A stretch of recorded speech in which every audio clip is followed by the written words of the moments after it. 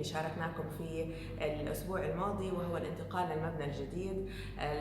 الخبر اللي احنا طال انتظارنا لحتى نشارككم هذا الخبر المفرح للجميع. رح يكون الانتقال للمبنى ورقة إن شاء الله بالفصل الدراسي الثاني للعام الدراسي القادم. لحتى أكون دقيقة أكثر، رح يكون تسليم المبنى بشهر 12/2021، يعني مع نهاية العام الحالي، ولكن سيكون الانتقال للطلبة وبداية الدوام الدراسي في المبنى الجديد إن شاء الله مع بداية الفصل الدراسي الثاني حسب الكالندر، يعني يوم الأحد الموافق 6/2/2022.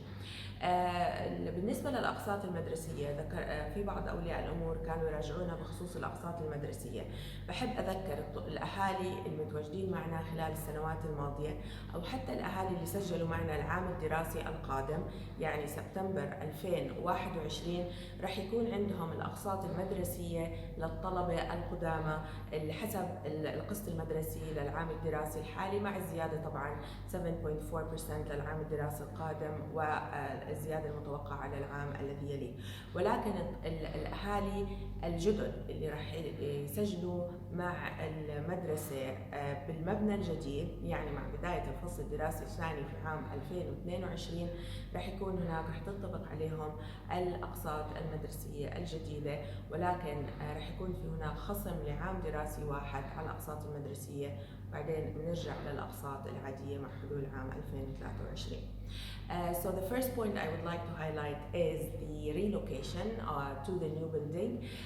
Finally, we have such exciting news. We've been waiting for such news for so long now. So this is to confirm that we're going to move to the new building, inshallah, by the second semester next academic year. To be more precise, the building will be finalized by December 2021, which is by the end of this year. However, our student will move physically to the new building on the 6th of February 2022, which is the first day of the second semester. Definitely we will share with you more details about the move, and we will share with you all the needed information before we start the relocation. The good news about such news is that all the parents that are existing parents that stayed with us for so many years, and those even who registered for the next academic year, which is September, they're going to have the same tuition fees structure as we have here, and it's not going to have any increment unless we have the 7.4%, which is already will be applied next academic year, and the 4% will be applied the year after, and then it is subject to the announcement by the government. So this is an exciting news. We're so much excited about it. Regarding the new students, those who are joining in the new building, which is the second semester in next academic year and the new academic year, we're going to offer them some discounts, but it will last only for one academic year. And please, for those who are interested in registration, let them do so next academic year, because it's their chance to stay till graduation with the same existing tuition fee structure. This will lead me to a very important point, which is the re-enrollment. Thank you for those who did the re-enrollment process and finalized their decision. However, I strongly encourage all the parents to give us their final decision regarding the re-enrollment for next academic year. As you know, we have so many waiting lists now for the new students. We're giving priority for our students, for our parents, unless there is a reason that you need to leave us, but we need to know as soon as possible in order to be able to replace with the new students. So نقطة جدا مهمة اللي هي إعادة التسجيل. ضروري الأهالي اللي لسه ما قرروا شو توجهاتهم بالنسبة للعام الدراسي القادم لأبنائهم، ضروري إعلامنا في حال تم أخذ قرار الانتقال لمدارس أخرى، أو بالحب طبعا تبقوا معنا، ولكن لازم يكون عندنا قرار نهائي، لأنه في عندنا قائمة انتظار للطلاب خصوصا مع المبنى الجديد، وبحاجة نعرف الأعداد النهائية مع نهاية هذا الشهر لحتى يتسنى لنا التخطيط للعام الدراسي القادم اللي هي احنا اوريدي عم نشتغل عليها. نقطة أخرى اللي جدا مهمة، في كثير أسئلة واستفسارات من أولياء الأمور، كيف رح يكون الدوام العام الدراسي القادم؟ احنا جاهزين، سواء كانت البلندد موديل اللي هو التعليم الهجين او التعلم عن بعد او العوده الكامله الى المدرسه، واللي احنا بنطمح لها واكيد انتم بتطمحوا لها. ولكن حسب تعليمات الحكومة والجهات المختصة، حسب ما تم إعلامنا عنه، سيتم إعلام المدارس بالخطة العام الدراسي القادم مع نهاية العطلة الصيفية. فلهيك بحب أأكد إنه المدرسة جاهزة بأي توجه الحكومة بتقرره. رح يكون في عنا جاهزية تامة، سواء كان العودة إلى المدرسة بشكل كامل أو نفس الطريقة اللي إحنا هلا عم بنداوم عليها في المدرسة. A very important question came up from the parents. How are we going to have the school next academic year? What's the form of studying? This is to confirm that we're ready, whether it is face-to-face 100% blended learning or online, but we're still waiting for the final decision by authorities whether to, and by the way, they told us that it won't be clear before the end of the summer break. However, this is to confirm that we are ready. We're trying our best to make sure that the school operation is ready regardless of the form of the studying. نقطة أخرى، بشكر جزيل الشكر جميع أولياء الأمور اللي عبوا البارنت سيرفي اللي توصلكم عن طريق جمس. وصلتنا ملاحظات إيجابية وملاحظات بحاجة للتحسن.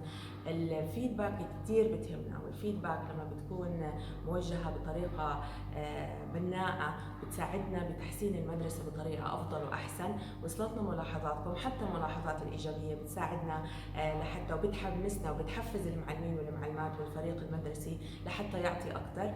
بشكر جميع أولياء الأمور اللي ساهموا بالبارنت سيرفي، وبشجع أولياء الأمور الآخرين اللي ما عبوا السيرفي يعبوها.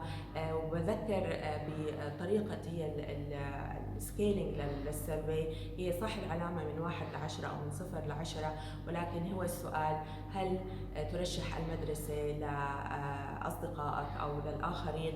لهيك في دائما سكور بنسميه NPS. A big thank you goes to all the parents who filled the survey. The survey, by the way, it comes to your email centralized from GEM's corporate office. So it's we appreciate your feedback. Your feedback is extremely important, especially when it is a critical feedback and constructive feedback. It helps us to improve the school, and that the positive feedback as well. It's very important for the team. It motivates them, and it keeps us moving. So thank you again. And for those who are asking, where can we get the survey from? It's in your inbox as registered on the system. It doesn't come from Al Khalij. It comes from GEMS.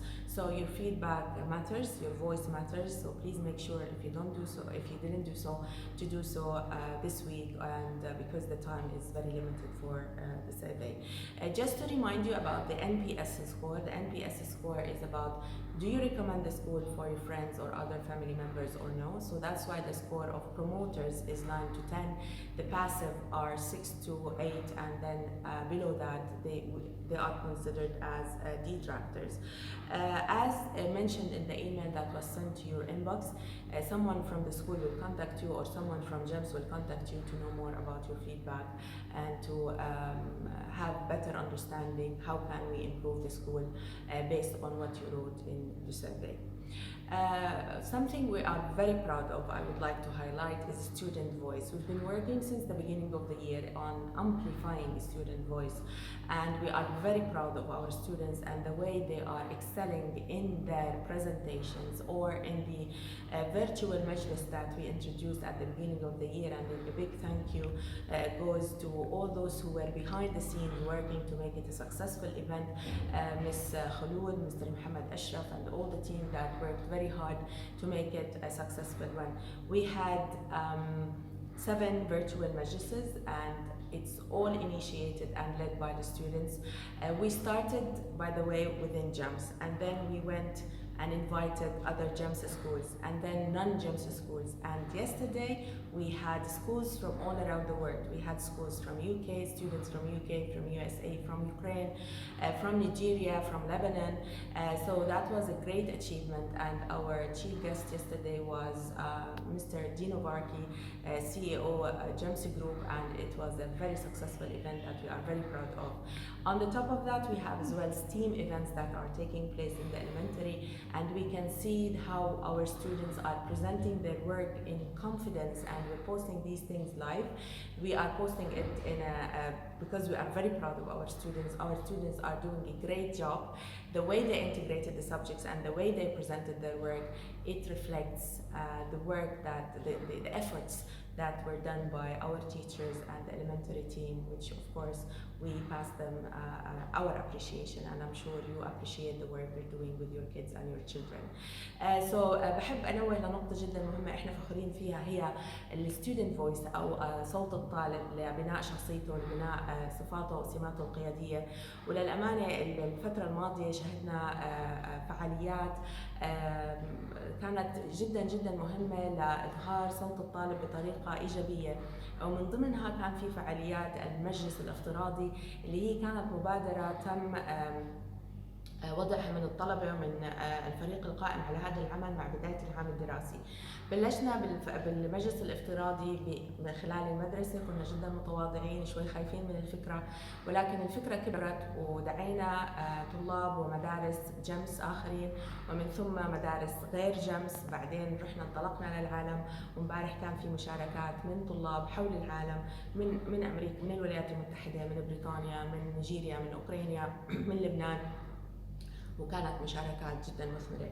وكان الاجتماع صراحة هيك صح الاجتماع النهائي او المجلس الافتراضي كان النهائي للعام الدراسي الحالي، ولكن كانت مشاركة السيد تينو باركي رئيس المجموعة جدا جدا مهمة لطلابنا اللي سألوه كثير وحاولوا يعرفوا منه من تجاربه وكيف كانت تجربة التعليم الافتراضي على الشركة وبنفس الوقت عليهم كطلاب. وكان الحمد لله ايفنت ناجح بجهود العاملين والقائمين خلف زي ما بنحكي الكواليس، منهم مس خلود اللي بوجه لها تحية، واستاذ محمد اشرف، وجميع العاملين اللي شاركوا مع الطلاب ودعموهم وساعدوهم. من ضمن الانجازات كمان اللي عم بتساعد وبتحفز بناء شخصية الطلاب هي الستيم ايفنتس، اللي هي العلوم او معرض العلوم اللي عم بقيمه قسم الابتدائي. وللصراحة أنا جدا منبهرة بأعمال الطلاب وطريقة عرضهم لمشاريعهم، الثقة بالنفس الموجودة عند الطلاب وطريقة معرفتهم بالمعلومات. إذا دل على شيء دل على تعبهم وشغلهم، وأكيد مساعدتكم لهم ودعمهم، وبنفس الوقت الجهود اللي قاموا فيها معلمين المواد بالابتدائي والفريق القيادي بقسم الابتدائي اللي أثمرت جهودهم بهاي الطريقة لحتى نشوف طلاب قادرين على التعبير عن أنفسهم بطريقة جدا حلوة وبنفس الوقت مقنعة، خصوصا لما بنطلع على مشاريع العلوم بشكل خاص. خبر كتير حلو كان خلال الأسبوع الماضي في مسابقة إنجاز. كان في عنا 16 مدرسة من حول الإمارات شاركت في مسابقة لإنجاز لمسابقة حول الإمارات، وبحب أبشركم إنه مدرستنا حلت في أو تأهلت للمسابقة النهائية. رح يكون إن شاء الله الإعلان عنها ب9/6. فريقين من مدرستنا تم الوصول للمرحلة النهائية من ضمن 16 مدرسة، وفقط 7 فرق وصلت للمرحلة النهائية، وهذا إنجاز جدا نحن فخورين فيه. فإذا بدي أجي أطلع على الستودنت فويس أكتيفيتيز اللي عم بتصير في المدرسة، الحمد لله عم بتكون مثمرة، عم نشوف نتائجها على الطلاب. والدليل على هيك كمان السيرفي اللي احنا عملتها للطلاب بشهر 2 أو 3، الفيدباك اللي كانت من عند الطلاب كانت جدا منطقية.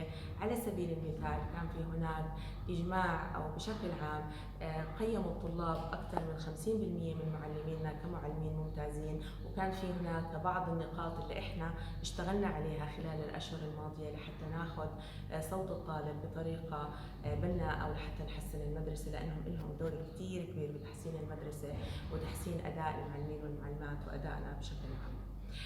So final point about student voice as well, I missed to mention it about the student voice, or the student survey that we conducted back in March. It was clearly evident that the students mentioned that more than 50% of our teachers are outstanding. They rated their teachers, they shared with us what should be done in a better way, and just to let you know that during the past months we worked to make sure that we are addressing their issues, addressing their feedback, and for sure for next academic year there are so many changes that will take place based on the student feedback. We believe in the student voice, and we we are 100% sure that when we need to improve the school, for school improvement, the student voice matters, because they are inside the classroom, they know the details that we don't know sometimes, so their feedback is extremely important as much as your feedback. Something else that we are proud of is the Injaz initiative that our students participated in Injaz competition across the UAE.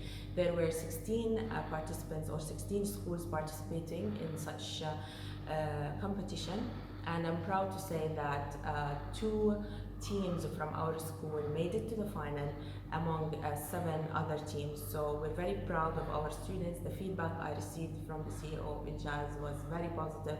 We're very excited to see the final results on the 9th of June next week, but we're sure that our students will make it to the final, and we will be very proud of them, as you will be as well. That's it for today. We wish you a lovely weekend. أخبارنا خلصت